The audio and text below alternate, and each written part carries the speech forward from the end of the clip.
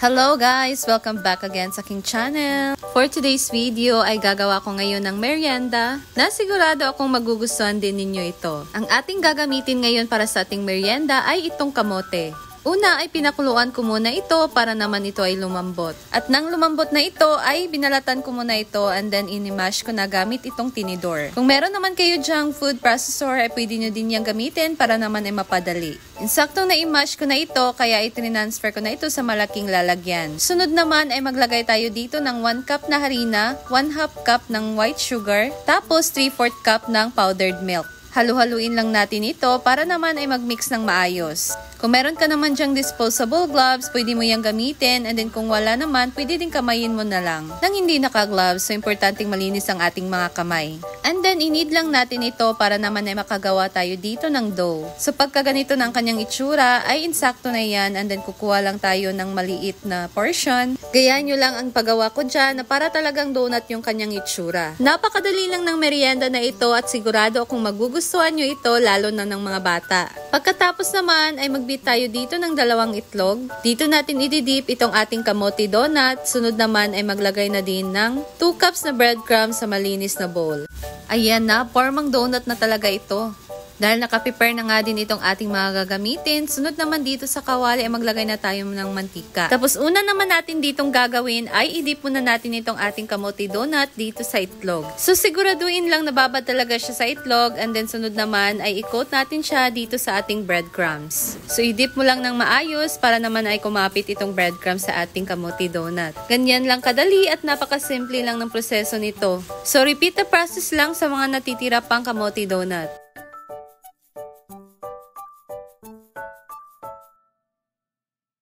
Pagkatapos sa mahina lang na apoy, ay ilagay na natin itong ating kamote donut. Mahina lang ang apoy natin dito dahil alam nyo naman guys, ang breadcrumbs ay madali lang din yang magkulay brown.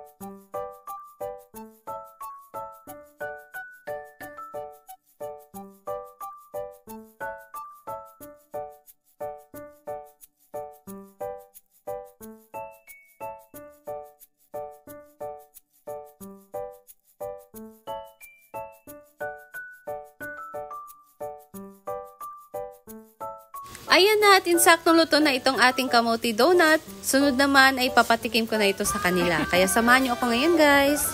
Tingnan natin kung ano ang mga reaksyon nila sa niluto ko ditong kamote donut.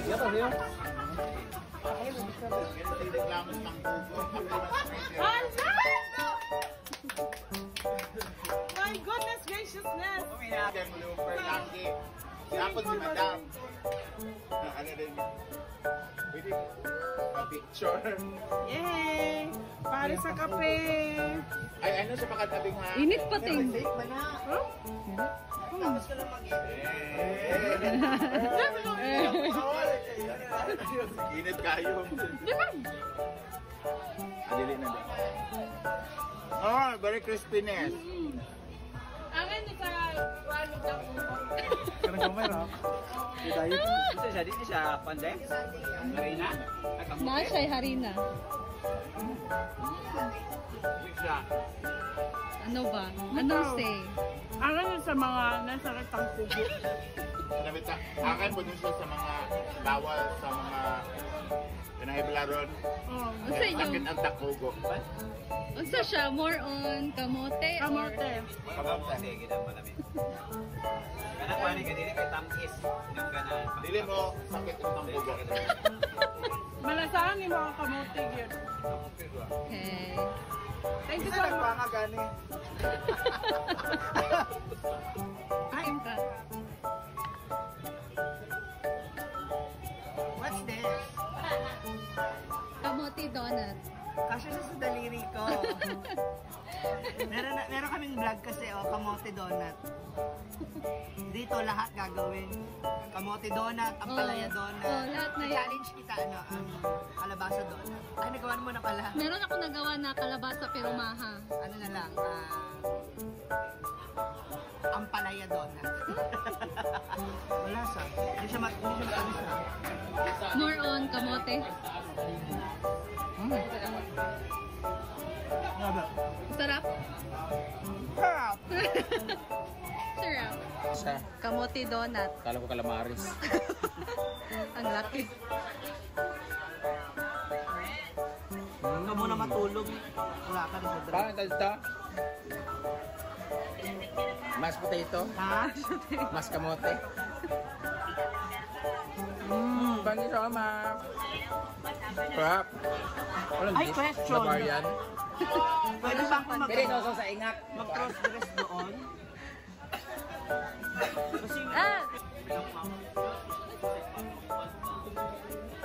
Titikman ni Amanda. Hala.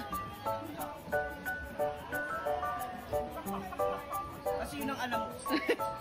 Wow.